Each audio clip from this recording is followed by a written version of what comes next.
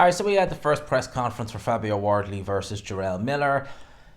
Eventful, to say the very least. So, Jarrell Miller, he always has this thing. I think any press conference he's ever at, certainly any press conference he ever seems to be at, where there's a guy there he doesn't even respect, and sometimes it's not even the opponent, as it was at the Day of Reckoning press conference when he started going at Anthony Joshua, when it was Daniel Dubois who he was actually, scheduled to be fighting against. They announced on Friday that it would be, no, sorry, Saturday they announced that it would be Jarrell Miller versus Fabio Wardley, WBA interim title on the line at Portman Road. And they had the first press conference there this morning. Straight off the bat, Jarrell Miller, being his usual, very bold, brazen self, came out and said basically, he's Ipswich, I'm wearing the Norwich FC football shirt. They're both East Anglian clubs, and I was never really aware there was a rivalry between the both sides, but of course I guess they're both in that region of East Anglia, so there probably would be. And straight off the bat, Jarrell Miller starts launching just his usual attacks at the respective fighter. He mentioned Anthony Joshua's mum when they had I think it was their first press conference, which again, I'm all for trash talking, but leave family members and partners out of it. That doesn't need to come into it. He mentioned taking Fabio Wardley's girl, or words to that effect. He certainly mentioned her. And again, you leave that bit out. But what was really interesting is that Jarrell Miller was basically really upset at Fabio Wardley over an apparent a diss track or something like that, which Fabio Wardley said, I don't make any music, I don't even know what you're talking. When you can tell someone really, when someone's really kind of bemused by what this guy is saying. Jarrell Miller wasn't stopping. He was saying, you're weak, you're this, that, and the other. Jarrell Miller strikes me as someone who has the perception that, British fighters just don't have the heart, when considering, he was stopped by a British heavyweight. Just thought I'd chuck that out there. But yeah, Jarrell Miller started going at it, and then it all came to blows. They had to be separated by security. Frank Warren was, in one sense, I'd say on the outside, he didn't appear to be best pleased, because he said he didn't want this. There was a lot of, verbals going around. It was coming to blows. They hadn't even got into the nitty-gritty of the press conference yet. It was literally the first 5 minutes. Frank Warren then did apologise. I'd say on the inside, he was thinking, right, guys, you've just sold this fight. I'd say he was thinking that. Now, I'd say this fight will do very, very well, given the fact it's in Portman Road.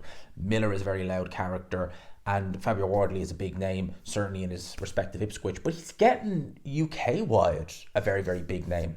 You only have to look at the views on not just my videos, on other people's videos he does. He does very good numbers. He is getting there. So there's a lot of people really starting to get behind Fabio Wardley. Anyway, they cut that bit of the press conference short, and then it just became sort of questions thereafter. Jarrell Miller started saying that, he used a very interesting analogy about Fabio Wardley and having a diaper. I'm not going to go into the whole ifs and buts, but Fabio Wardley basically said, what the F does that mean? And I was kind of like, yeah, what the F does that mean? Because it was a bit strange. He basically said he ished himself, and all right, considering Fabio Wardley was saying that this was the guy we picked, and not only did we pick him, we gave him ample notice, and we're giving an interim title as well, just for good measure. They definitely did sell this fight. I was already very, very keen to see this fight, but I think it's going to draw a bit more attention from the casual audience. They love all that, because it has that kind of, and even if you don't watch WWE, it has that WWE feel to it, Both guys come. Only difference is this is real animosity. It's not scripted or anything. This is real animosity. So it has that beef to it, and I think fans just like that. They're drawn to that.